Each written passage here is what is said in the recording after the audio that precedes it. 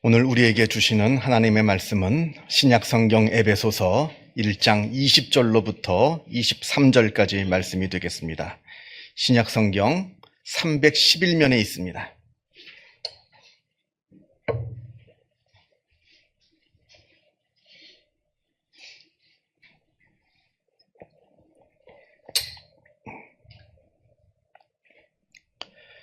에베소서 1장 20절로부터 23절까지 말씀을 봉독합니다.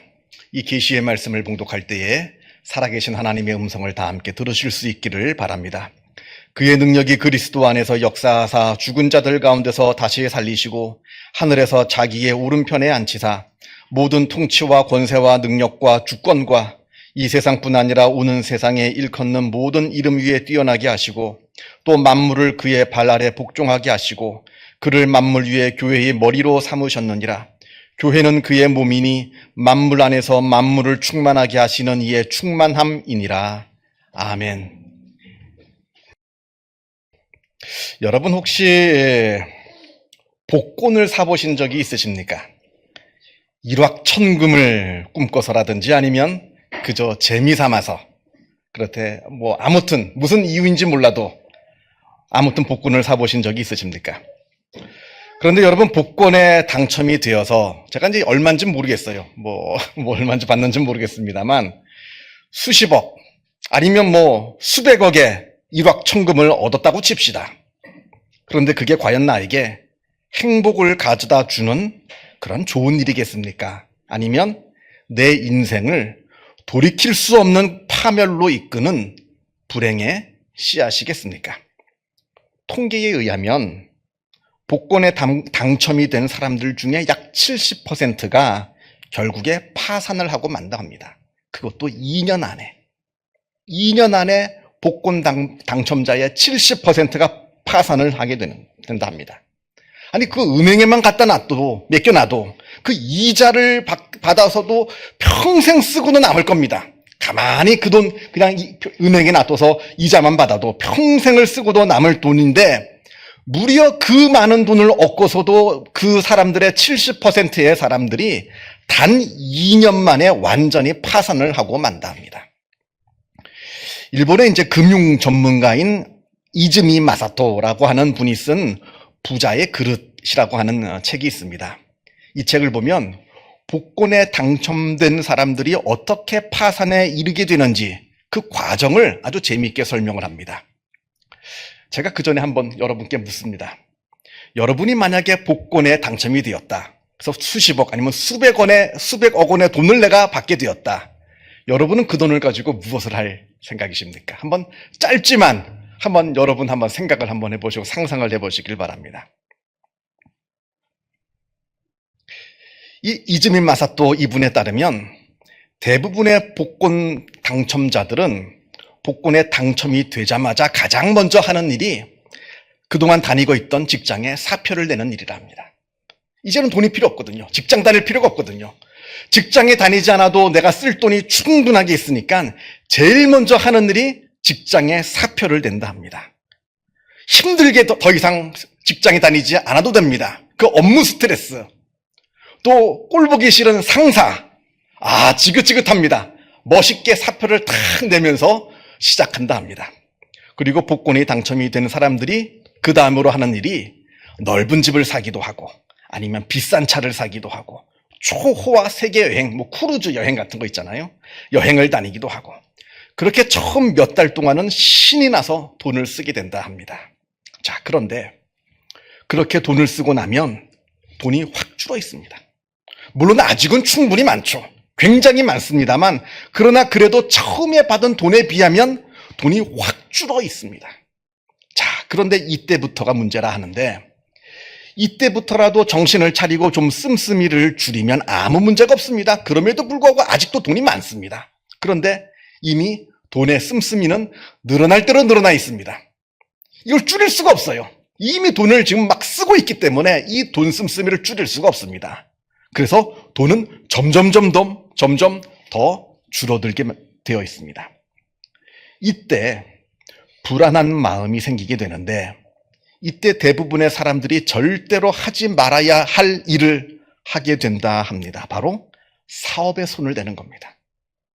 물론 사업을 잘 아는 사람이 사업을 한다면요, 아무 문제가 없겠죠.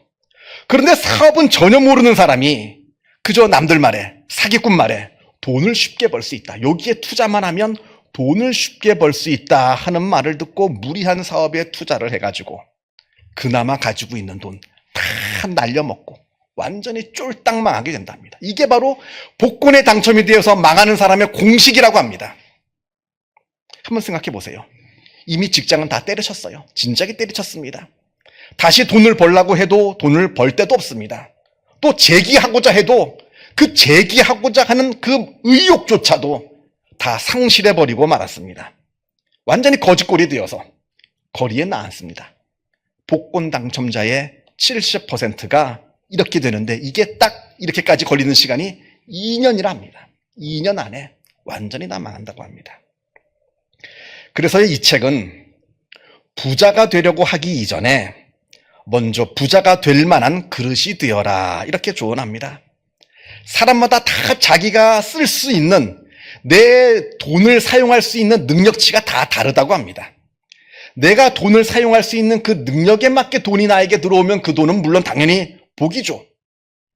아주 좋은 겁니다만, 그러나 내가 쓸 수 있는 그 역량을 넘어서는 돈이 들어오는 순간 그 돈은 불행의 씨앗이 된다 합니다. 한번 생각해 보세요. 중학생 자녀라든지 조카라든지 이 아이에게 내가 용돈을 10만 원을 줬어요. 이 아이는 그 10만 원을 가지고 아주 잘 쓸 겁니다. 평소 자기가 사 입고 싶었던 티셔츠도 사 입고 학용품도 사고 친구들하고 떡볶이도 먹고 잘 사용할 겁니다. 그런데 이 아이에게 내가 1억 원을 줬다 해보세요. 아마 그 1억 원이란 돈을 가지고 자기 인생을 망치는 짓을 하고 말 겁니다. 이게 다 사람이 그러하다는 겁니다. 그래서 부자가 되려 하기 이전에 부자가 될 만한 역량이 되어라, 그만한 그릇을 키워라 라고 하는 것이 이 책의 이야기인데, 저는 이 책을 읽으면서 이건 교회도 마찬가지겠다 생각이 듭니다. 아시는 것처럼 오늘은 우리 교회가 창립된 지 7주년이 되는 주일입니다. 벌써 7년이 되었습니다. 엊그제 같은데요. 벌써 7년이 되었습니다. 7년을 되돌아보면 물론 감사한 일도 참 많았고요. 그러나 7년에 비해서 우리 교회가 너무나 부흥하지 못하는 것은 아니냐 하는 시선도 없지 않아 있는 현실입니다. 저는 그것을 이제 어떤 사람들한테 듣거나 볼 때마다 이런 생각을 합니다. 성도의 수가 늘어나는 것이 중요한 것이 아니라 우리 교회가 그만한 그릇이 되고 있느냐, 많은 성도가 들어올 만한 그릇이 되는, 역량이 되는 교회이냐. 지금 공간을 이야기하는 게 아닙니다. 공간이 자리가 몇 석이니 그 이야기를 하는 것이 아니라 우리 교회의 신앙의 현 주소를 지금 이야기하고 있는 겁니다. 쉽게 말하자면 우리 교회는 부흥해도 될 만큼 정말로 좋은 교회인가? 한번 솔직히 들여다보자는 겁니다. 나쁘다는 우리 교회가 나쁜 교회라는 얘기가 아니라 한번 반성적으로 한번 우리 교회의 현 주소를 보자는 이야기입니다. 좋은 교회는 되지 못하면서 성도 수만 들어가지고 그건 복이 아닙니다. 오히려 교회를 망치고 하나님께 욕되는 그런 불행의 씨앗이죠. 좋은 교회가 되어야 거기에 맞는 성도가 들어올 수 있는 겁니다. 만약에 누군가 우리 교회에 새로 들어왔는데 우리 교회가 그분을 올바르게 신앙으로 잘 이끌 수 있는 역량이 있는 교회인지, 아니면 이런저런 일로 그분에게 상처 주고 결국은 내쫓는 그런 나쁜 교회는 아닌지, 정말로 하나님께 집중할 수 있는 성도가 새로 들어왔을 때 하나님께 집중할 수 있는 그 바른 신앙으로 이끌 수 있는 그 도움이 되는 교회인지, 아니면 세상적인 것들, 비본질적인 것들로 말미암아 그분의 신앙을 오히려 더 그나마 갖고 있던 신앙을 다 망가뜨리는 나쁜 교회인지, 한번 우리가 우리 자신을, 우리 교회를 한번 솔직하게 들여다보자 하는 이야기입니다. 다시 말씀드리지만 우리 교회가 나쁜 교회라는 얘기는 아니에요. 그러나 반성적으로 한번 되돌아보자 하는 이야기입니다. 과연 우리 교회는 부흥해도 되는 교회인지. 여러분, 무엇이 좋은 교회입니까? 좋은 교회란 교회의 본질을 지키는 교회일 겁니다. 그렇다면 무엇이 교회의 본질입니까? 바로 오늘 본문이 이것을 우리에게 말씀하여 주고 있습니다. 오늘 본문을 보겠습니다. 오늘 본문에는 교회의 정의가 나옵니다. 교회란 무엇인가? 과연 교회는 무엇인가? 여러분은 교회가 무엇이라고 생각하십니까? 많은 사람들이 교회를 오해하고 있습니다. 교회에 대해서 잘못 알고 있어요. 이거는 교회를 오래 다닌 사람도 마찬가지고요. 집사나 권사나 장로나 심지어는 목사들도 교회가 무엇인지 바르게 알지 못하는 경우가 많다는 겁니다. 그렇게 교회가 뭔지를 모르니까 교회 안에서 엉뚱한 일들이 벌어집니다. 말도 안 되는 일들이 교회에서 벌어지게 되는 거예요. 교회가 뭔지를 모르니까 교회에서 엉뚱한 일이 벌어지게 됩니다. 오늘 본문에서 교회를 두 가지로 정의합니다. 23절을 보겠습니다. 23절을 보면 교회에 대한 정의가 나오는데, 교회는 그의 몸이니 만물 안에서 만물을 충만케 하시는 이의 충만함이라. 여기에 교회에 대한 정의가 나오는데, 교회는 먼저는 그리스도의 몸이다, 이렇게 말을 하고 있고요. 그리고 둘째는 교회란 하나님의 충만이다. 이게 바로 교회의 정의입니다. 오늘 에베소서 1장 말씀에 나오는 교회의 정의는 교회는 그리스도의 몸이다. 두 번째로 교회는 하나님의 충만이다. 자, 하나하나 보겠습니다. 여러분, 교회는 몸입니다. 몸이에요. 교회는 몸이지 조직이 아닙니다. 동호회가 아닙니다. 교회는 그리스도의 몸입니다. 이건 단지 은유고 상징이 아닙니다. 실제로 교회는 그리스도의 몸입니다. 우리가 우리의 몸을 생각하면 교회가 무엇인지 좀 이해가 쉬울 겁니다. 이거를 이해하지 못하니까, 교회는 몸이라는 것을 이해하지 못하고 교회를 어떤 조직이나 어떤 동호회나 그런 곳으로 오해하니까 교회 안에서 말도 안 되는 엉뚱한 일들이 벌어지게 되는 겁니다. 자, 교회는 그리스도의 몸이고 그리스도께서는 교회의 머리가 되신다 합니다.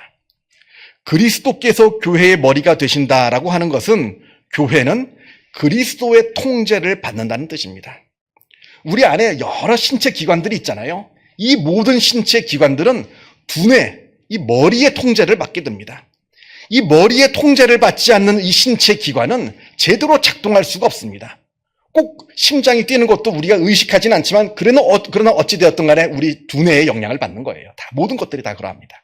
그래서 그리스도께서 교회의 머리가 되신다고 하는 것은 우리 모든 교회는, 우리 각자는 다 그리스도의 통제를 받아야 된다 하는 뜻이고요.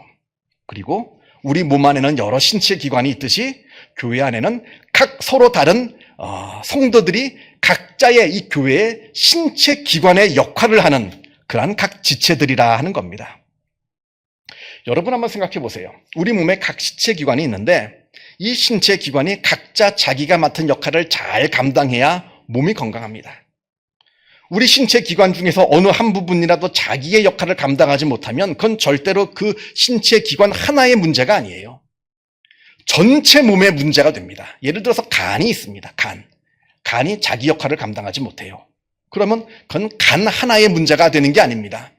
전체 몸의 문제가 되는 겁니다.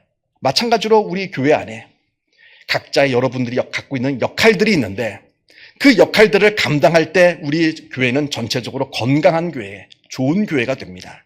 그러나 각자가 자기 역할을 감당하지 못할 때 그거는 나의 문제가 아니라 교회 전체의 문제가 되고 만다는 겁니다. 자, 그리고 우리 몸 안에 각자의 신체 기관들이 있습니다. 각자의 신체 기관들이 있는데 이 각자의 신체 기관들은 따로 놀지 않아요. 따로 놀지가 않습니다. 하나의 통일성을 이룹니다. 눈이 있고 귀가 있고 입이 있고 손이 있고 발이 있습니다만 이 각 기관들은 자기만을 위해서 존재하지 않습니다. 손이 손만을 위해서 존재하나요? 몸을 위해서 존재하죠. 눈이 눈만을 위해서 존재하나요? 몸을 위해서 존재하죠. 마찬가지로 우리의 각 성도들 한 사람 한 사람은 나를 위할 뿐만 아니라 교회 전체를 위한 각 지체라고 하는 겁니다. 교회를 위해서 존재하고 교회를 위해서 봉사하는 겁니다. 그게 바로 교회의 각 지체라고 하는 뜻입니다. 물론 손은 발이 아니죠. 입은 귀가 아닙니다. 그런데 각자의 이 지체들은 다 서로 다릅니다만 서로를 다르다고 생각하지 않습니다. 다르지만 다른 게 아니에요. 손이 발이 밉다고 발을 잘라내나요? 입이 귀가 밉다고 귀를 물어뜯나요? 미친 사람이죠. 미친 사람이라 하는 짓입니다. 만약에 교회 안에서 누가 누구를 미워하고 누가 누구를 쫓아내고 누가 어떻게 갈등이 있고 미친 사람들이 하는 짓입니다. 미친 짓이에요. 미친 사람들이나 하는 겁니다. 그런데 우리 한국교회 안에 이런 일들이 얼마나 비일비재하게 일어났는지 모릅니다. 이 미친 짓이 벌어지고 있다는 거예요. 교회 안에서. 서로가 서로를 험담하고 서로가 서로를 뜯어 싸우고 하는 이 미친 짓이 한국교회 안에 비일비재하게 일어납니다. 결국 교회는 그리스도의 몸이라 하는 것은 결국 교회란 사랑의 공동체라 하는 뜻입니다. 교회는 서로 무조건 사랑해야 되는 사랑의 공동체입니다. 자, 그런데 여기서도 한 가지 우리가 오해하지 말아야 할 것이 있습니다. 그렇다면 도대체 뭐가 사랑이냐? 사랑이라고 하는 것이 무엇이냐? 성경에서 말하는 사랑이라고 하는 것은 서로 좋아 죽는 걸 보고 사랑이라고 말하지 않습니다. 그건 좋아하는 거예요. 서로 보면 좋아 죽고 반갑고 같이 손잡고 이렇게 저렇게 이거는 좋은 거지 사랑이 아닙니다. 성경에서 말씀하는 아가페의 사랑이라고 하는 것은 한마디로 말하자면 미워하지 않는 걸 말합니다. 좋아 죽지 않아도 괜찮아요. 서로 좋아 죽어서 쩔쩔매지 않아도 괜찮습니다. 교회 안에서 서로 미워하지만 않아도 아가페의 사랑의 절반은 하고 있는 겁니다. 고린도전서 13장에 일명 우리가 사랑장이라고 부르는 아가페의 사랑이 무엇인가라고 말씀하는 말씀이 나옵니다. 고린도전서 13장 그곳에 보면 이렇게 되어 있습니다. 아무리 천사의 말을 할지라도 사랑이 없으면 소용이 없다 하고요. 내 몸을 불사르게 내어줄지라도 사랑이 없으면 아무 유익이 없다 합니다. 아니, 천사의 말 하는 게 사랑 아닌가요? 내가 내 몸을 불사르게 내어주는 게 사랑 아닌가요? 아니라고 합니다. 그건 사랑이 아니라고 합니다. 그렇다면 뭐가 사랑이냐? 그 다음 구절을 쭉 보게 되면 사랑은 오래 참는 거, 마음에 화가 나지만 참아주는 거, 시기하지 않는 거. 저 사람 너무 미워 죽겠는데 미워하지 않고 시기하지 않는 거, 상대방에게 교만하게 행하지 않는 거, 무례하게 행하지 않는 거, 자기의 유익을 구하지 않는 거. 천사의 말 하지 않아도 괜찮습니다. 거창하게 천사의 말을 하고 형제님 자매님 대단한 말 하지 않아도 괜찮습니다. 내 몸을 불사르게 내어주지 않아도 괜찮아요. 다만 참아주세요. 미워하지 마세요. 시기하지 마세요. 인내하세요. 그 앞에 교만하게 나를 내세우지 마세요. 그것만으로도 나는 교회 안에서 엄청난 아가페의 사랑을 하고 있는 겁니다. 그래서 여러분 꼭 기억하시길 바랍니다. 내가 아무리 천사의 말을 하고 누구를 위해서 내 몸을 불사르게 내어준다 하더라도 지금 내 마음속에 누군가를 미워하고 있다면, 지금 내가 누군가와 지금 다투고 있다면 지금 나는 죄를 짓고 있는 것이지 사랑을 행하고 있는 것이 아니라는 겁니다. 100명이 있어요. 99명한테 다 천사의 말을 하고 내 몸을 불사르게 내어주고 있어요. 근데 딱 한 사람이 미워요. 한 사람하고 다퉈요. 나는 지금 죄를 짓고 있는 겁니다. 사랑을 행하는 게 아니라. 근데 이게 죄인 줄 몰라요. 그러니까 회개도 하지 않죠. 자기가 엄청난 신앙인인 줄 압니다. 엄청나게 대단한 사랑을 베푸는 줄 알아요. 착각이라는 겁니다. 그래서 사랑이 무엇인가 다시 한번 생각해 봐야 되는 것이고, 그래서 교회는 사랑의 공동체이고, 또 사랑의 공동체가 바로 교회가 바로 그리스도의 몸이라고 하는 뜻이다. 이것을 이야기하는 겁니다. 자, 둘째로 교회는 하나님의 충만이다. 이건 좀 어렵습니다. 23절을 다시 보게 되면 교회는, 이 앞부분은 좀 지나가고요. 교회는 만물 안에서 만물을 충만하게 하시는 이의 충만함이라. 이게 무슨 뜻이에요? 교회는 만물을 충만하게 하시는 이의 만물 안에서 만물을 충만하게 하시는 이의 충만함이라. 그래서 이걸 자세하게 설명하면 지금 시간은 설교 시간이 아니라 신학 강의 시간이 될 겁니다. 그래서 그냥 짧게만 말씀을 드리는데, 여기서 만물 안에서 만물을 충만하게 하시는 이는 하나님을 말하고요. 그리고 여기서 만물이라고 하는 것은 세상을 말합니다. 그리고 충만이라고 하는 것은 쉽게 말하자면 구원을 말합니다. 그러니까 이 구절은 교회는 구원 공동체라는 것입니다. 교회는 구원 공동체이다. 다시 말하면 교회는 세상 안에 살고 있지만 세상에 속한 우리가 아니라 우리는 하늘에 속한 하나님의 백성들이라 하는 겁니다. 세상 속에 살지만 세상을 바라보며 사는 존재가 아니라 우리는 하나님을 바라보며 하나님에게 소망을 두는 그러한 신앙 공동체가 바로 교회라고 하는 것입니다. 그러니까 하늘에 소망을 두는 사람, 이게 바로 우리 교회 모든 성도들이 해야 할 일이라, 이게 바로 우리의 정체성이라 말씀하고 있습니다. 자, 우리가 7년 동안 교회를 같이 이루며 지금 나아가고 있는데, 우리 교회는 과연 지금 어떤 교회인가? 진심으로 사랑하는 교회인가? 정말로 그냥 세상에서 말하는 좋아하는 거 말고요, 정말로 아무도 미워하지 않고 아무도 다투지 않고 하는, 정말 사랑하고 섬기며 정말 그렇게 하나님께서 보시기에 아름다운 교회인가? 그리고 우리 교회는, 그리고 이 교회를 이루고 있는 지체, 각자 여러분들은 정말로 소망을 하늘에 두고 사는 사람들인가? 말로는 하나님을 믿는다 하지만 이 땅에 있는 것들만 바라보며 이 땅에 있는 것들만 잡으려고 달려가는 사람은 아닌가? 나는 정말로 하나님을 믿고 하나님에게 소망을 두고 있는 사람인가? 그러할 때 하나님께서 우리 교회를 기뻐하실 겁니다. 좋은 교회라 칭찬하실 겁니다. 그리고 이 교회를 이루고 있는, 구성하고 있는 각 지체인 여러분들에게 놀라운 칭찬을 베풀어 주실 겁니다. 이 은혜가 우리 교회 가운데, 그리고 여기 모여있는 주님의 귀한 자녀들 가운데 충만하기를 주님의 이름으로 축원합니다. 기도하겠습니다. 사랑과 은혜가 충만하신 하나님 아버지, 감사합니다. 우리 교회를 7년 전 이곳에 세워주시고 지난 7년 동안 우리 교회를 지켜주시고 인도하여 주심에 주님의 은혜에 감사를 드립니다.